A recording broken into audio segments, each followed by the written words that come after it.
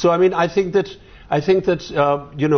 one has to see what possibly comes out of the investigation. I understand, but I find my worry is with discomfort about the race word. Discomfort about the race word is absolutely. Well, yeah, so I'll get in Himanshu 1 second. Himanshu wants to come in. Let me get Himanshu in, Suhel. My worry is the discomfort with the race word, as Keith Vaaz bravely said, let's accept the reasons why Anuj was killed. Himanshu, what do you think? Well, I have been the recipient of it. And I don't understand the debate about the race or the hate. For me, there are two words which go hand in hand. Exactly. You hate someone because you're racist, or you are a racist, so then you're hating someone. Does not matter to me, because a person who is there are two shoes, and the person it has to be together with the person. I've been a victim myself for a very small incident, and it was like a party at the club, and in UK it's very prominent where people call Pakis to all the Asians and Indians, or irrespective, any who's with a brown skin or dark skin. That's how most of the Britishers, I've heard that, I've been called that name many times, and many of my friends, where you walk on the street and drunken teenagers walking around and they call you across the street, hey Parky, and using the F word and shouting and howling at you. And that's the culture. I don't understand the hate and race debate, but all I know is, yes, racism is very prominent about it. Before I went to UK myself, our seniors advised us not to go on streets, never to pick an argument with any foreigner, especially Britisher. Avoid it. The reason of this fear comes from the very history which is about racism itself. And that's about it. It doesn't matter whether it's race or it's hate. That's the moot point. It's together. I'm just asking a question today, Suhel, and I want Keith Vaaz also after Suhel to come into this. Sir, what is there to suggest that the crime was not racially motivated? And how does the British police draw the line between what is a race crime and a hate crime? Suhel. No, I think the British police is following some, codified manual of theirs which allows them to broaden the horizons of the investigation. They call it hate, and within hate they have several subsegments. But I think there's a very important point that you raised at the beginning of the program, which is being in denial is the worst form of social correction that any society can go through.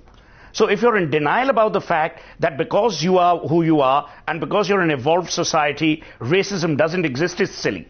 So I think the mature way of handling this would be to investigate race as a very critical issue and examine why racial tensions arise as they do at times such as these.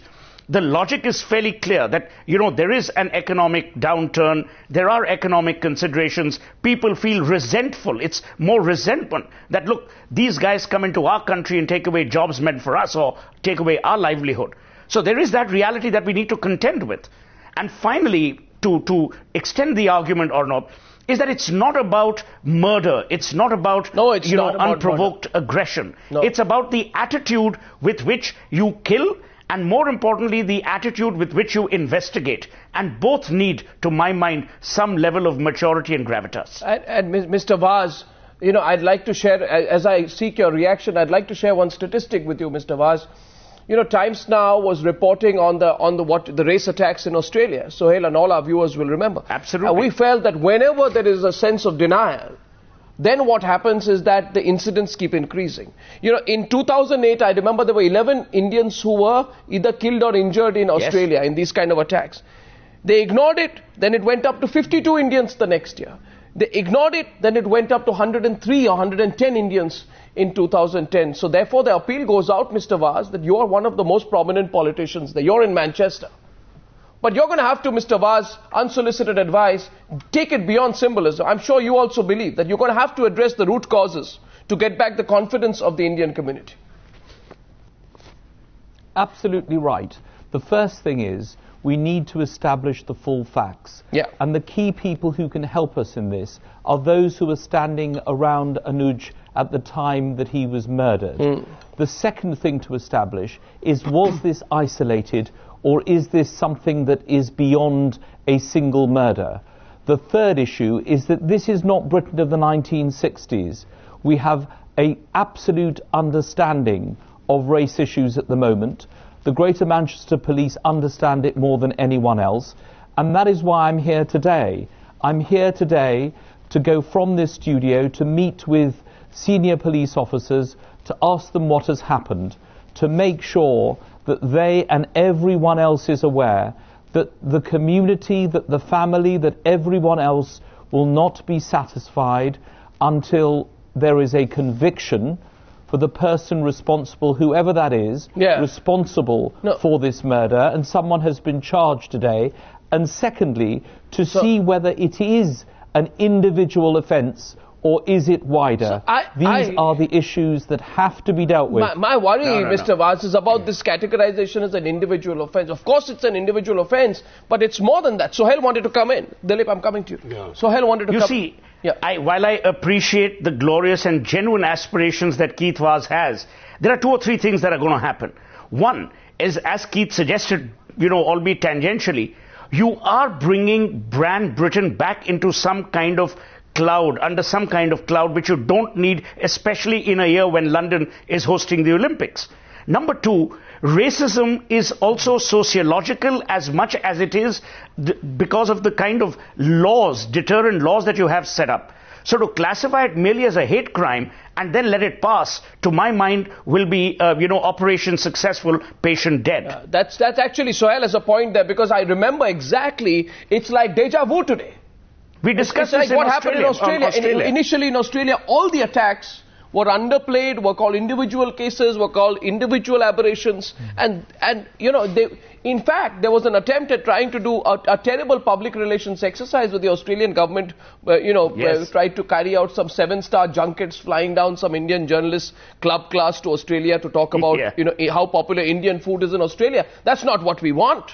Do we, Mr. Tahil? We want you live in Britain. Absolutely. You want the root causes to be addressed. Look, I agree with you completely. I mean, I think racism and prejudice is, a problem and a situation that a lot of countries are dealing with. Not just the UK, as you just mentioned, it's Australia, but I think equally it's important to establish quite comprehensively what the reasons were.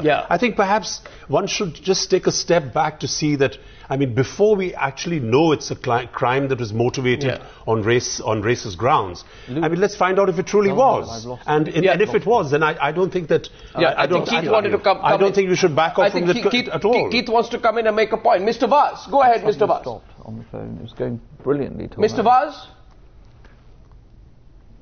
Okay, I think I'm going to get back Mr. Vaaz, but I want to bring back Himanshu today. As someone who studied there, as Anuj Senior, are you satisfied with some of what you're hearing today? Himanshu? Yes, I would. In fact, I want to add to that what we were just talking about, that, what British government needs to do is to identify not UK as a UK whole, because there are good people and bad people, need to identify who are the people who are actually involved in this, this racism and the hatred. It's majorly the uneducated and ignorant part of the society. It's not London or Manchester City or places like Lancaster, where I've studied, where I have a lot of international crowd witness such crime scenes. It's places like Salford, which already have a very high crime rate, according to statistics. So government needs to motivate the people, like Amir Khan ads in India changed the scenario altogether, made, when there were like foreigners, people disturbing foreigners and all that, and Amir Khan has motivated the civilians to interfere where people are bothering other people with the auto rickshaw or anyone, and to interfere there and make the culture very warming for the people. I think government needs to do something like that over there, motivate the civilians, motivate the people over there, make it an international hub. Now, I think that one of our viewers who's watching this debate is making a very, very sensible point. And she writes in and she's just messaged me and she says that in a crime a motive needs to be established. Of course. And it's very, very difficult, very tough to establish racist motives. And the real racists, they take refuge under that fog, she says. I can't agree more. Oh yes, of course, I agree with you completely. They need to be made an example of, Mr. Tahil. No, I agree with you completely that it's very difficult to establish that it was race motivated, and precisely for that reason, it needs to be investigated thoroughly. Oh, totally. It needs to be, and I can tell you that from my experience of living in the UK, that Britain is very robust against racism. And I'm sure, and I'm absolutely certain that the authorities are going to deal with this in appropriate measures. Yeah, because yes, Suhel want to come. Suhel. No, I think the point is neither Times Now nor any of us is suggesting that you paint all of British society, tar them with the same brush. All we are saying is that if there are pockets of racial hatred or pockets which encourage or indulge in racism, you can't be in denial about those. You've got to take them on board, and you've got to then course correct. There's got to be that manthan, that churning. And we have a vested interest today, especially in the United Kingdom, because our sons and daughters, our brothers and sisters, our parents, our loved ones travel to the UK, so often, and we have a large, sizable community. We have the right to ask those questions. Of course, it's very disturbing that it's important. A young student who's walking down the street in Manchester is just shot. Completely. I mean, of course it is. But it would be even more shocking if we sort of, put this in a shout. I find it a positive thing, however, that the British media, unlike the Australian media... Absolutely. The Australian media declared war on the Indian media and on Times Now the moment we asked those tough questions about why Indians are getting killed in Australia. Unlike that, the British media is far more positive in its outlook and probably also seeking some long-term solution. Suhel, Dalip Tahil, Himanshu, and of course to Keith Vaaz, thank you very much, thank you, gentlemen, for joining me on that first section on the News Hour on what is an important subject.